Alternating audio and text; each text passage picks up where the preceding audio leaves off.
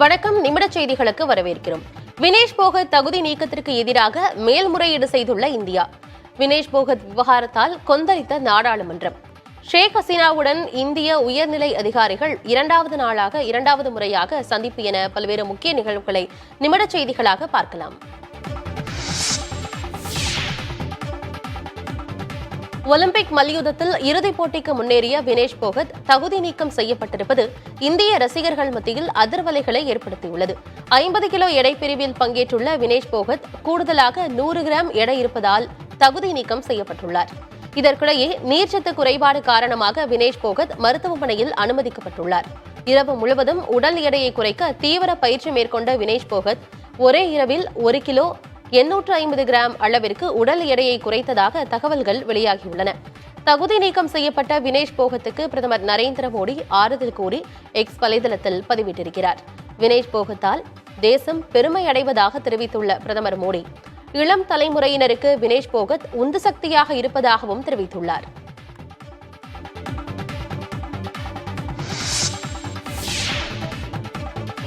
வினேஷ் போகத் தகுதி நீக்கம் செய்யப்பட்டதற்கு ஒலிம்பிக் கமிட்டியிடம் இந்தியா கடுமையான எதிர்ப்பை பதிவு செய்திருப்பதாக மத்திய விளையாட்டு மேம்பாட்டுத்துறை அமைச்சர் மன்சுக் மாண்டவியா தெரிவித்துள்ளார்.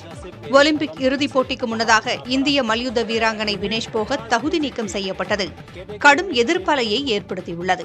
நாடாளுமன்றத்திலும் இதுகுறித்து ராகுல் காந்தி உள்ளிட்ட எதிர்க்கட்சி எம்பிக்கள் கேள்வி எழுப்பினர். இதற்கு விளக்கமளித்து மக்களவையில் உரையாற்றிய மத்திய விளையாட்டு மேம்பாட்டுத்துறை அமைச்சர் மன்சுக் மாண்டவியா 100 கிராம் எடை அதிகரித்ததால் வினேஷ் போகத் தகுதி நீக்கம் செய்யப்பட்டதாக தெரிவித்தார். இந்த விவகாரம் குறித்து சர்வதேச மல்யுத்த அமைப்பு மற்றும் ஒலிம்பிக் கமிட்டியிடம் இந்தியா கடும் எதிர்ப்பை பதிவு செய்திருப்பதாக கூறிய அவர், வினேஷ் போகத் விவகாரம் குறித்து உரிய நடவடிக்கை எடுக்க இந்திய ஒலிம்பிக் சங்க தலைவர் PT உஷாவிடம் பிரதமர் நரேந்திர மோடி அறிவுறுத்தியிருப்பதாகவும் தெரிவித்தார். வினேஷ் போகத்திற்கு சிறந்த பயிற்சியாளரை கொடுத்திருக்கிறோம், அவருக்கு தேவையான நிதி உதவியையும் வழங்கியிருக்கிறோம் என்றும், தேவைப்படும் பட்சத்தில் கூடுதல் நிதி உதவி மற்றும் வசதிகள் செய்து தரப்படும் என்றும் அமைச்சர் மன்சுக் மாண்டவியா மக்களவையில் உறுதியளித்தார். வங்கதேச தலைநகர் டாக்காவில் இந்திய தூதரக முதன்மை அதிகாரிகளை தவிர மற்ற அதிகாரிகள் மற்றும் அவர்களது குடும்பத்தினர் இந்தியாவுக்கு திரும்ப இருப்பதாக தகவல் வெளியாகியுள்ளது. இந்தியாவிற்கு அவர்களை பாதுகாப்பாக அனுப்பி வைக்கும் பணிகளில் டாக்காவில் உள்ள இந்திய தூதரகம் தொடர்ந்து பணியாற்றி வருவதாக தெரிவிக்கப்பட்டுள்ளது. வங்கதேசத்தில் உள்ள இந்திய சமூகத்தினருடன் இந்திய தூதரகம் தொடர்ந்து தொடர்பில் இருந்து வருவதாக தெரிவிக்கப்பட்டுள்ளது. வங்கதேசத்தில் இடஒதுக்கீடு விவகாரத்தால் ஏற்பட்ட வன்முறைகளால் பதற்றமான சூழல் நிலவி வரும் நிலையில் தற்போது அங்கு உள்ள இந்தியர்களை பாதுகாப்பாக அழைத்து வரும் பணிகளில் மத்திய அரசு இறங்கியுள்ளது. முன்னாள் முதலமைச்சர் கருணாநிதியின் நினைவு தினத்தை முன்னிட்டு சென்னை மெரினா கடற்கரையில் உள்ள நினைவிடத்தில் முதலமைச்சர் ஸ்டாலின் மரியாதை செலுத்தினார். முன்னாள் முதலமைச்சர் கருணாநிதியின் 6வது ஆண்டு நினைவு தினத்தையொட்டி MK ஸ்டாலின் தலைமையில் சென்னையில் அமைதி பேரணி நடைபெற்றது. ஓமந்தூரார் வளாகத்தில் உள்ள கருணாநிதியின் உருவப்படத்திற்கு முதலமைச்சர் மலர்தூவி மரியாதை செலுத்தினார். அங்கிருந்து தொடங்கிய அமைதி பேரணி மெரினா கடற்கரை வரை நடைபெற்றது. அங்கு அண்ணா நினைவிடத்திலும் கருணாநிதியின் நினைவிடத்திலும் முதலமைச்சர் MK ஸ்டாலின் மலர்தூவி மரியாதை செலுத்தினார். இந்த அமைதி பேரணியில் அமைச்சர்கள் துரைமுருகன், KN நேரு, வேலு, உதயநிதி ஸ்டாலின், நாடாளுமன்ற உறுப்பினர்கள் TR பாலு, கனிமொழி, தயாநிதி மாறன், ராசா ஆகியோர் கலந்து கொண்டு கருணாநிதிக்கு அஞ்சலி செலுத்தினர்.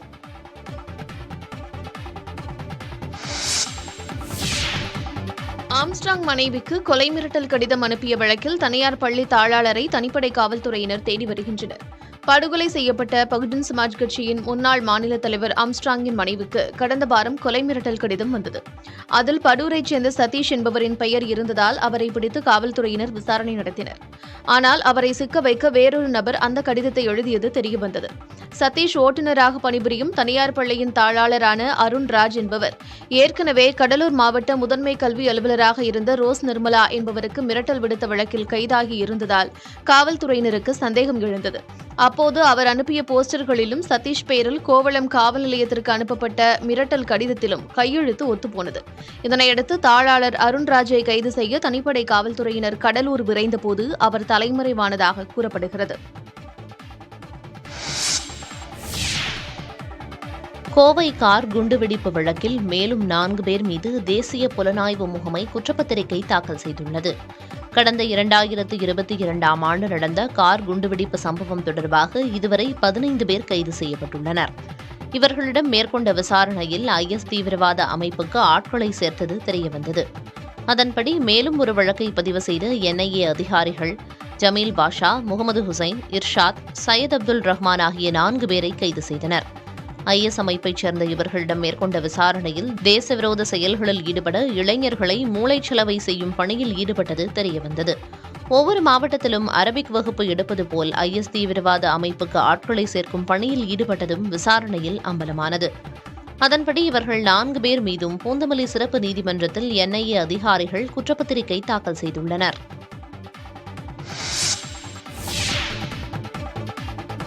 காவிரியிலிருந்து தமிழக எல்லையான பிலிகுண்டுலுவுக்கு நீர்வரத்து 22 நாட்களுக்கு பிறகு 12,000 கன அடியாக குறைந்துள்ளது. காவிரி நீர்பிடிப்பு பகுதிகளில் விட்டு மழை பெய்து வருவதால் கர்நாடக அணைகளுக்கு நீர்வரத்து ஏற்ற இறக்கமாக இருந்து வருகிறது. இதனால் பிலிகுண்டுலுவுக்கு நீர்வரத்து 24,000 கன அடியிலிருந்து 12,000 கன அடியாக சரிந்துள்ளது. இருப்பினும் ஒகேனக்கல் அருவியில் தண்ணீர் ஆர்ப்பரித்து கொட்டுவதால் குளிப்பதற்கான தடை நீட்டிக்கப்பட்டுள்ளது. இதனிடையே மேட்டூர் அணையிலிருந்து உபரி நீர் திறப்பு 8 நாட்களுக்கு பிறகு நிறுத்தப்பட்டுள்ளது. கடந்த வாரம் 1.5 லட்சம் கன அடி உபரி நீர் திறக்கப்பட்டிருந்த நிலையில் தற்போது நீர்வரத்து குறைந்ததால் மேட்டூர் அணையின் 16 கண் மழைக்கால வெள்ளநீர் போக்கியிலிருந்து திறக்கப்பட்ட உபரி நீர் நிறுத்தப்பட்டது. பாசனத்திற்கான நீர் திறப்பு படிப்படியாக குறைக்கப்பட்டு தற்போது 10,000 கன அடி நீர் வெளியேற்றப்பட்டு வருகிறது.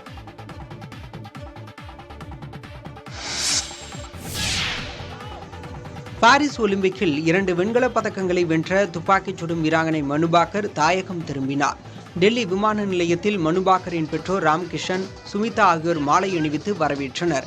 லேசான மழையில் நடைபெற்ற இந்த நிகழ்ச்சியில் விளையாட்டுத்துறை அதிகாரிகள், பொதுமக்கள், உறவினர்கள் உள்ளிட்ட நூற்றுக்கணக்கானோர் பங்கேற்றனர். மனுபாக்கருடன் அவரது பயிற்சியாளர் ஜஸ்பால் ராணாவும் நாடு திரும்பினார். உத்தராகண்டிலிருந்து வந்திருந்தோர் ஆடல் பாடலுடன் தங்கள் மண்ணின் மகளை வரவேற்றனர். 22 வயதே ஆன மனுபாக்கர் துப்பாக்கிச் சுடுதல் 10 மீட்டர் ஏர் பிஸ்டல் தனிநபர் பிரிவில் வெண்கலம் வென்றார். மேலும் 10 மீட்டர் ஏர் பிஸ்டல் கலப்பு இரட்டையர் பிரிவில் சரப்ஜோத் சிங்குடன் இணைந்து மேலும் ஒரு வெண்கலப் பதக்கத்தையும் மனுபாக்கர் வென்றிருந்தார். இதன் மூலம் ஒரே ஒலிம்பிக்கில் 2 பதக்கங்களை வென்ற இந்திய வீராங்கனை என்ற பெருமையை மனுபாக்கர் பெற்றுள்ளார். மனுபாக்கர் ஓரிரு நாட்களில் மீண்டும் பாரிஸ் செல்ல உள்ளார். ஒலிம்பிக் நிறைவு விழாவில் இந்திய அணியை தேசிய கொடியை ஏந்தி அவர் வழிநடத்தி செல்ல உள்ளார்.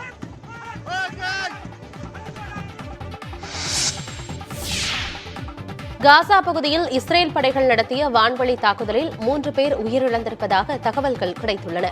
அதோடு 10க்கும் மேற்பட்டோர் காயமடைந்துள்ளதாக அதிகாரிகள் தரப்பில் தெரிவிக்கப்பட்டுள்ளது. மத்திய காசாவில் உள்ள புரேஜி, அல் மகசி, நசிரட் மற்றும் டெய்ர் அல் பலாக் ஆகிய பகுதிகளில் இரவு முழுவதும் இஸ்ரேல் படைகள் குண்டுமழை பொழிந்ததாகவும் இதில் வீடுகள் மற்றும் அகதிகளின் கூடாரங்கள் மீது நடத்தப்பட்ட தாக்குதலில் உயிரிழப்பு ஏற்பட்டிருப்பதாகவும் தகவல்கள் கிடைத்துள்ளன. மசூதி ஒன்றின் அருகே தாக்குதல் நடத்தப்பட்டது போல காட்சிகள் வெளியாகியுள்ளன. எனினும் சரியாக எந்த பகுதியில் இந்த தாக்குதல் நடத்தப்பட்டது என்பது குறித்த விவரங்கள் இதுவரை வெளியிடப்படவில்லை.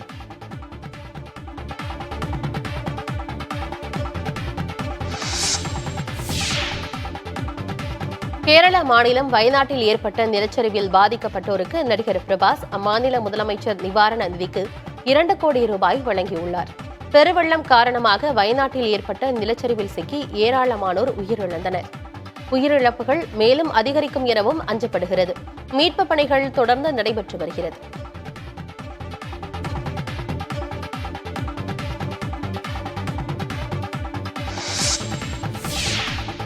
ராம் சரண் நடித்துள்ள கேம் சேஞ்சர் படத்தின் டப்பிங் பணிகள் தொடங்கியுள்ளன. ஷங்கர் இயக்கத்தில் ராம் சரண் முன்னணி கதாபாத்திரத்தில் நடித்து வரும் திரைப்படம் கேம் சேஞ்சர். இதில் கியாரா அத்வானி, எஸ்.ஜே. சூர்யா, ஜெயராம், நாசர் உள்ளிட்டோர் முக்கிய கதாபாத்திரத்தில் நடித்துள்ளனர். ஆக்ஷன் கலந்த த்ரில்லர் படமாக இது தமிழ், தெலுங்கு, ஹிந்தி ஆகிய மொழிகளில் கிறிஸ்துமஸ் பண்டிகையை முன்னிட்டு வெளியாகிறது. இந்தியன் 2 படத்திற்கு பிறகு ஷங்கரின் இயக்கத்தில் இப்படம் வருவதால் எதிர்பார்ப்பு அதிகரித்துள்ளது.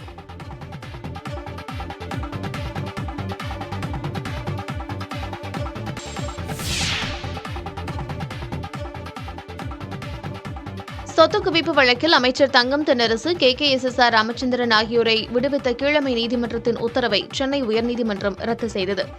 2006 முதல் 2011 ஆண்டு வரையிலான திமுக ஆட்சிக் காலத்தில் அமைச்சராக இருந்த தங்கம் தென்னரசு வருமானத்திற்கு அதிகமாக 76,40,000 ரூபாய் சொத்து சேர்த்ததாக வழக்கு தொடரப்பட்டது.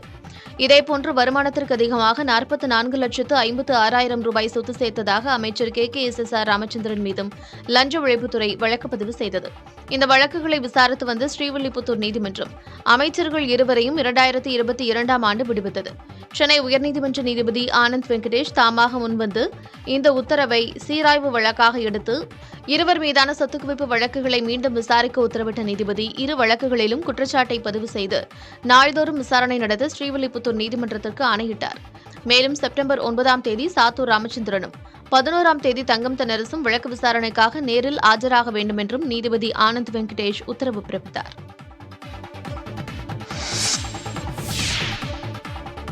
இந்தியாவில் தஞ்சமடைந்துள்ள வங்கதேசத்தின் முன்னாள் பிரதமர் ஷேக் ஹசீனாவை இந்திய உயரதிகாரிகள் 2வது முறையாக சந்தித்தனர். அப்போது ஷேக் ஹசீனா இந்தியாவில் மேலும் சில நாட்கள் தங்க அனுமதி கோரியதாக கூறப்படுகிறது. இதற்கு முன்னதாக தேசிய பாதுகாப்பு ஆலோசகர் அஜித் தோவல் தலைமையில் நடைபெற்ற சந்திப்பில் ஹசீனா வெளிநாடு செல்ல 3 நாட்கள் அவகாசம் வழங்கப்பட்டுள்ளது. இங்கிலாந்துக்கு செல்ல ஏற்பாடுகளை ஷேக் ஹசீனா மேற்கொண்ட நிலையில் அந்நாட்டு அரசு அவருக்கு அனுமதி அளிக்கவில்லை என கூறப்படுகிறது. இச்சூழலில் 2வது முறையாக சந்திப்பு நடைபெற்றுள்ளது. வங்கதேசத்தில் வன்முறை காரணமாக தனது பதவியை ராஜினாமா செய்து இந்தியா தப்பி வந்த ஹசீனாவை மீண்டும் வங்கதேசத்திடம் ஒப்படைக்க அந்நாட்டு மாணவர் அமைப்பினர் வலியுறுத்தி வருகின்றனர். சவுதி அரேபிய கடற்படை கப்பல் மோதி படகு கவிழ்ந்ததில் உயிரிழந்த ராமநாதபுரம் மீனவரின் உடலை சொந்த ஊர் கொண்டுவர நடவடிக்கை எடுக்க கோரி உறவினர்கள் கண்ணீர் மல்க மனு அளித்தனர்.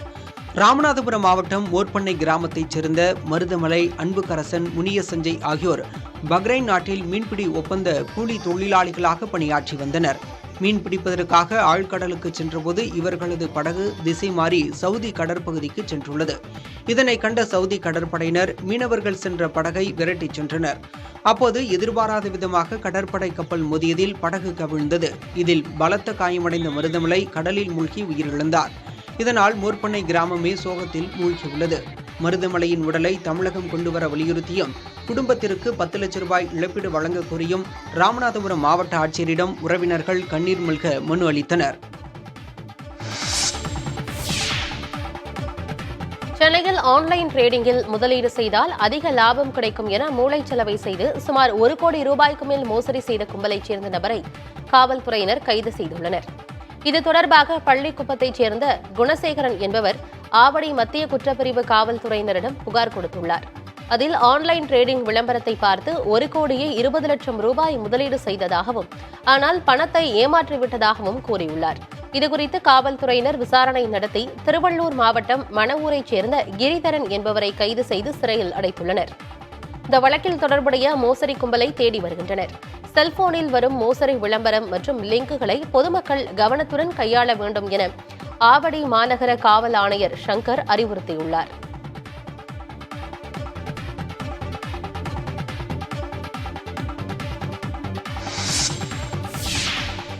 மதுரையில் திமுக முன்னாள் மண்டல தலைவர் வீட்டின் முன்பாக வாளுடன் சுற்றித் திரிந்த நபரை காவல்துறையினர் கைது செய்தனர்.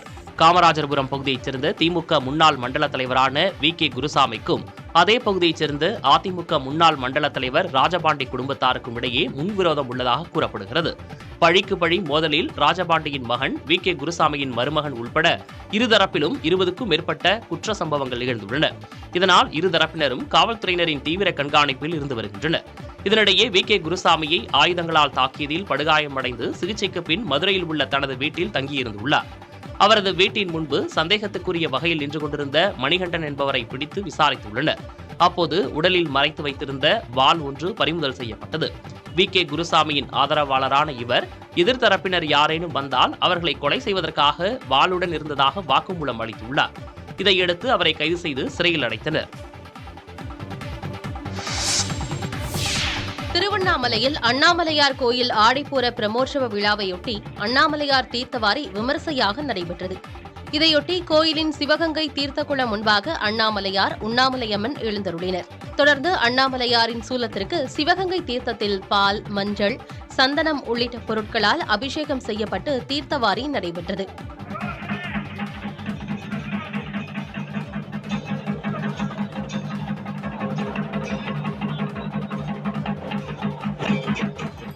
கள்ளக்குறிச்சி மாவட்டம் உளுந்தூர்பேட்டையில் உள்ள உள்பேட்டை அங்காளம்மன் கோயிலில் ஆடிப்பூர விழாவை முன்னிட்டு 1,00,000 வளையல்களால் அலங்கரிக்கப்பட்ட அங்காள பரமேஸ்வரியை ஏராளமான பக்தர்கள் வழிபட்டனர்.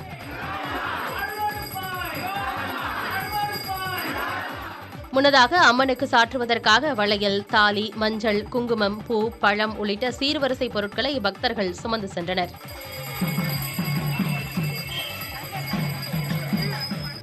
இதேபோல தேனி மாவட்டம் கம்பம் கௌமாரியம்மன் கோயிலில் ஆடிப்பூர விழாவை முன்னிட்டு பக்தர்கள் கஞ்சி கலயம் சுமந்து நகரின் முக்கிய வீதிகள் வழியாக ஊர்வலமாக சென்று கோயிலை வந்தடைந்தனர்.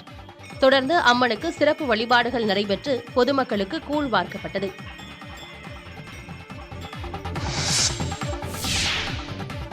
மதுரை மாவட்டம் மேலூரில் வழக்கறிஞரை ஊராட்சி மன்ற தலைவர் தாக்கியதை கண்டித்து சக வழக்கறிஞர்கள் ஒருநாள் நீதிமன்ற பணி புறக்கணிப்பில் ஈடுபட்டனர். பல்லவராயன்பட்டி கிராமத்தைச் சேர்ந்த விஜயபாரதி என்ற வழக்கறிஞரை பூஞ்சுத்தி ஊராட்சி மன்ற தலைவர் ராமநாதன் உள்ளிட்ட சிலர் தாக்கியதாக கூறப்படுகிறது. இதில் காயமடைந்த விஜயபாரதி மருத்துவமனையில் சிகிச்சை பெற்று வரும் நிலையில் ஊராட்சி மன்ற தலைவர் ராமநாதன் உட்பட 2 பேரை கைது செய்துள்ளனர். இந்த வழக்கில் தொடர்புடைய மற்ற நபர்களை கைது செய்ய வலியுறுத்தி மேலூர் வழக்கறிஞர்கள் சங்கத்தினர் ஒருநாள் நீதிமன்ற பணி புறக்கணிப்பில் ஈடுபட்டனர். மேலும் பெருநிலையம் அருகே சாலை மறியலில் ஈடுபட்டனர். காவல்துறையினர் பேச்சுவார்த்தை நடத்தி தாக்குதலில் ஈடுபட்டவர்கள் கைது செய்யப்படுவார்கள் என கூறியதை அடுத்து போராட்டம் கைவிடப்பட்டது. வழக்கறிஞர்களின் போராட்டம் காரணமாக சிறிது நேரம் போக்குவரத்து பாதிக்கப்பட்டது. திருச்சியில் மாணவர்களை அழைத்து வந்த தனியார் வேன்கள் ஒன்றோடு ஒன்று முந்தி செல்லும் போது விபத்து நேரிட்டது. மாத்தூர் பகுதியிலிருந்து KK நகரில் உள்ள தனியார் பள்ளிக்கு மாணவர்களை அழைத்து வந்து கொண்டிருந்த 2 தனியார் வேன்கள் திருச்சி விமான நிலையம் அருகே ஒன்றை ஒன்று முந்தி செல்ல முயன்றபோது மோதிக்கொண்டதில் ஒரு வேன் சாலையில் கவிழ்ந்து விபத்துக்குள்ளானது. இந்த விபத்தில் நல்வாய்ப்பாக பள்ளி மாணவ மாணவிகள் லேசான காயத்துடன் உயிர் தப்பினர். இதைத் தொடர்ந்து காயமடைந்த மாணவர்களை வேனிலேயே விட்டுவிட்டு தப்பியோட முயன்ற ஓட்டுநர்களை பொதுமக்கள் பிடித்து காவல் நிலையத்தில் ஒப்படைத்தனர். காயமடைந்த ஒரு ஆசிரியர் உட்பட 10 மாணவர்களையும் அருகில் இருந்தவர்கள் உடனே மீட்டு மருத்துவமனைக்கு அனுப்பி வைத்தனர்.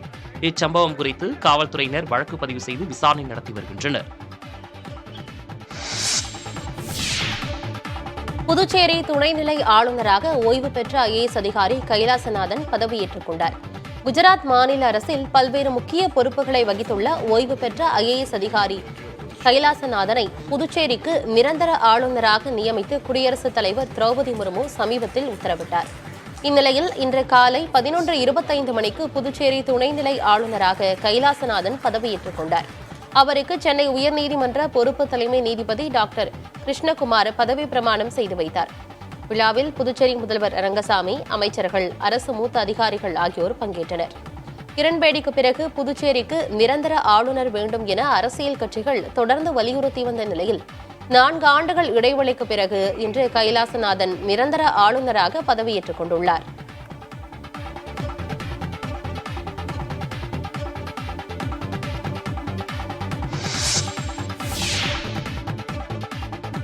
டெல்லியில் சுதந்திர தின விழாவில் அமைச்சர் அதிஷி தேசிய கொடி ஏற்றி வைப்பார் என தெரிவிக்கப்பட்டுள்ளது.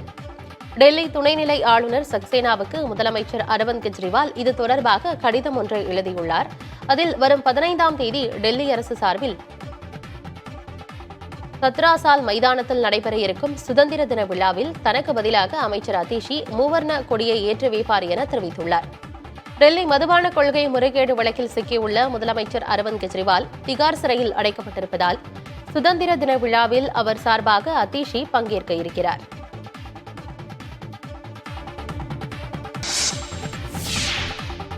காந்தாரா பட நாயகன் ரிஷிப் ஷெட்டி விக்ரமுடன் இருக்கும் புகைப்படங்களை பகிர்ந்து அவர் குறித்து மனம் திறந்துள்ளார். அவரது பதிவில் தான் நடிகனாக உருவாவதற்கு விக்ரம் பெரிய முன்னுதாரணம் என்றும் 24 ஆண்டுகள் கழித்து தனது ஹீரோவை நேரில் சந்தித்தது உலகின் மிகவும் அதிர்ஷ்டசாலி மனிதனாக தன்னை உணர வைக்கிறது எனவும் கூறியுள்ளார். ப. ரஞ்சித் விக்ரம் கூட்டணியில் உருவாகியுள்ள தங்கலான் திரைப்படம் ஆகஸ்ட் 15ஆம் தேதி வெளியாகிறது. இதற்கான ப்ரமோஷன் பணிகளில் விக்ரம் தீவிரமாக ஈடுபட்டுள்ளார்.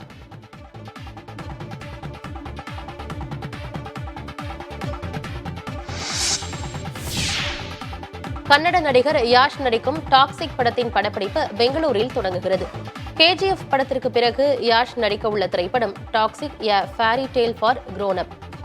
என் பொம்முக்குட்டி அம்மாவுக்கு, நள தம்மையந்தி போன்ற படங்களில் நாயகியாக நடித்த கீது மோகன்தாஸ் இப்படத்தை இயக்குகிறார்.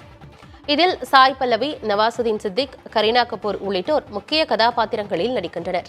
இந்நிலையில் படப்பிடிப்பு தொடங்குவதை முன்னிட்டு தயாரிப்பாளர் மற்றும் யாஷ் ஆகியோர் கர்நாடகாவில் உள்ள பல்வேறு கோயில்களுக்கு சென்று வழிபாடு நடத்தி வருகின்றனர்.